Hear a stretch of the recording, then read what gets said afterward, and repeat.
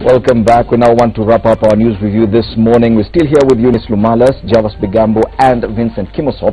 Now, I want us to look at this one headline, and it has to do with the two-third gender rule. The headline is on page 10 of the Standard. Bid to block MPs over two-third gender rule.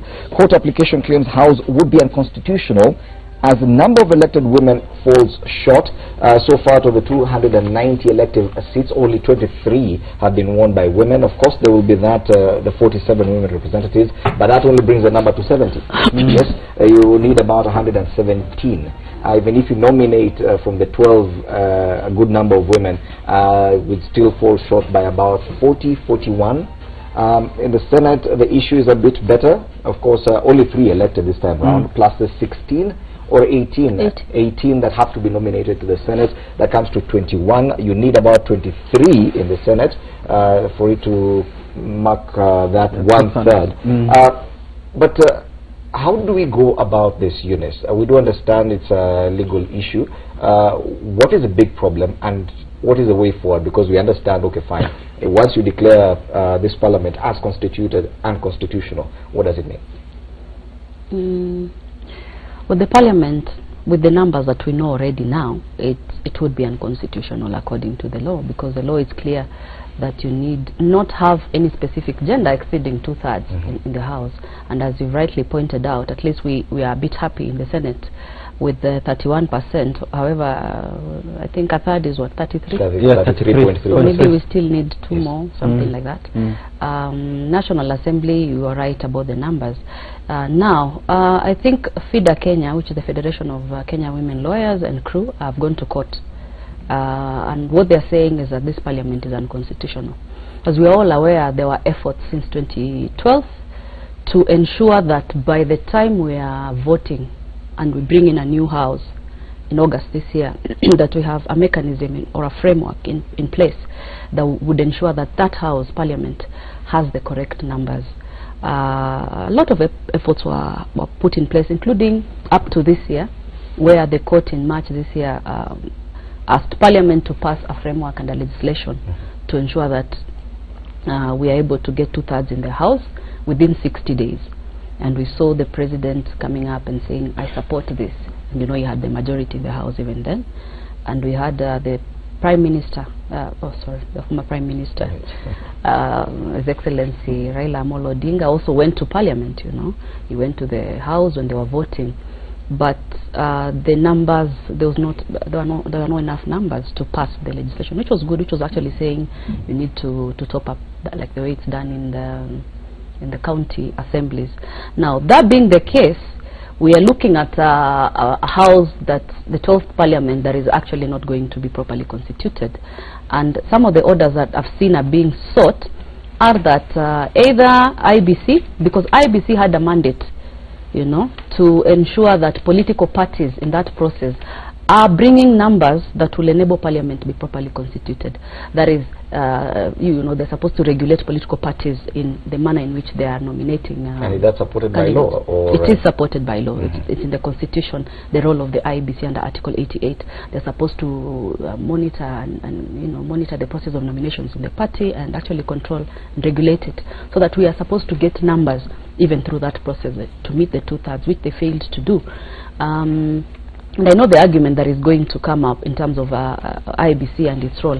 However, we are saying no specific article in the Constitution is more important than the other. We have one which supports 2/3, which says, so that if you've not met the numbers in terms of women, you bring us the women, meet the numbers. Top up the 40 from 40 or 44, you go back to probably the parties and top up the numbers and find a way of bringing that, because that was your responsibility. However, that argument has its own challenges, and so the other route would be to ensure that maybe Parliament is compelled as one of its priority businesses to put in place a framework or mechanism to ensure this is done. Because if you could compare what is happening to the National Assembly and what is happening to the county the county assemblies, and the story on page 19, taxpayers to fork out 2 billion shillings to support gender top-up for MCAs.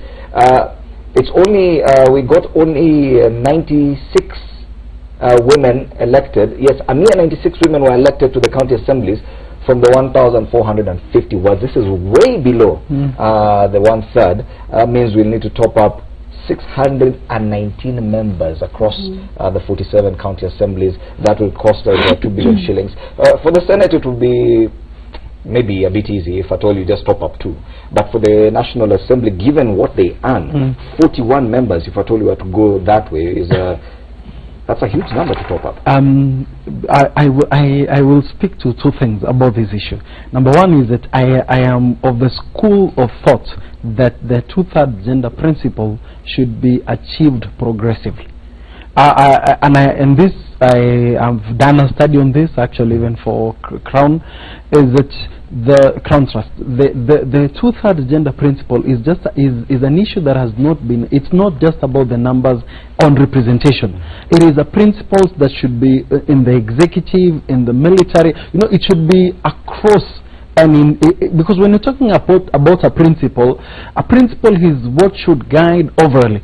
My concern with the approach that has been taken by the 2 organizations with their rights, respecting their rights to seek legal redress, is that it fixes the ceiling. Because what is going to happen is that, okay, those ones, they came in because of top-up. Yes. And I can tell you some of the frustrations that nominated members of parliament have had is that they know they are not here because the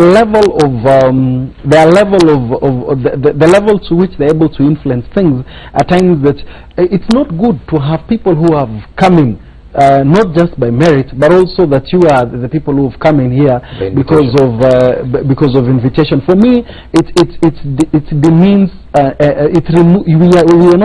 We're not capturing the spirit of the affirmative action. Look at Waigoro, Ngilu, and who was the other women governor who was elected, and Joyce Laboso.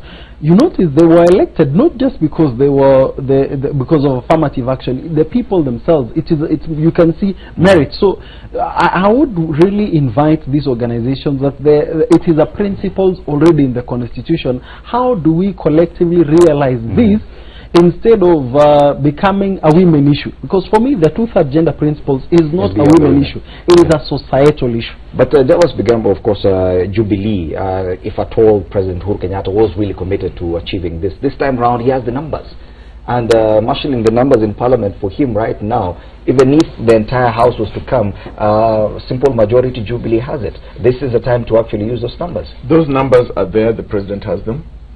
Those numbers were there even in the last Parliament. Jubilee had them, the tyranny of the numbers. That's why they passed various pieces of legislation, etc., and whatnot. Numbers are not the problem. Numbers will not be the problem. There are a couple of problems that exist. One is the lack of sufficient political goodwill. Sufficient, not just political goodwill. It has to be sufficient. There's a bubble, and but the real one is like... Because some of this commitment to these steps is simply mouth deep. It does not go down to the thorax. So that is one of the challenges. The other challenge is that we as a country need to bring ourselves to the realization that we are engaged in gender parity democracy issues, the gender parity politics. And this kind of politics is not just new to us. It is something that is being engaged in all around the world. When it comes to going to the ballot, question would arise: how many women offered themselves to the electorate for all those positions? Did they offer themselves with the missionary thrill, like everybody, like say like the men? So how many women offered themselves so that they just don't sit, you know, on the margins waiting for these nominations? But much more than that, in a democracy, the people decide the leaders to serve them or to represent them. And at the ballot, men, women, whichever way you've come in, the people will have to decide who is it to represent them. And that's why in the case of Bomet, a man and a woman faced off. The people chose a sitting governor. Yes, a sitting governor. The people chose the lady. And that's something very good. The same case happened even in Makueni, rather Kitui County. And all this. However, we cannot shy away from the gender politics and the constitutional provisions. The conjunctive reading of the Constitution, which now guides that Parliament must have that kind of balance. Now, appreciate that Parliament has not yet been convened. So, to say that the Parliament is unconstitutional right now, that argument cannot even hold water. Yes. But now, once it's constituted, then we can say, you see, it does not meet the constitutional requirement or the threshold that there must be this kind of gender, the balance. Do you think the judiciary, just after this, can the judiciary dismiss an entire parliament that has been elected by the people? Yeah, okay, just a minute. You know, when we have to pick up the arguments of women and why and what, we have to remember we gave ourselves this constitution with the provisions that are there. Probably we are being punished for not considering women leaders. If we're going to look at the construct as to why women have not been coming up, that is a whole long history as to barriers to effective participation of women in politics. And we have seen women who have been supported through nomination coming out stronger, having been empowered, and empowerment is a whole other different discussion, and then doing better and better. So I think, ladies and gentlemen, unfortunately our time is up. This is a very interesting topic, and I hope we can... This is news making headlines. Thank you so much, Eunice Lumalas, advocate and governance analyst, Vincent Kimosop, policy analyst, and Javas Bigambo, governance analyst, making our news review panel this morning. And that's the end of our breakfast for this Wednesday. We'll do this again tomorrow. We'll leave you with a Wakati band. My name is Fred Indimoli. Good morning.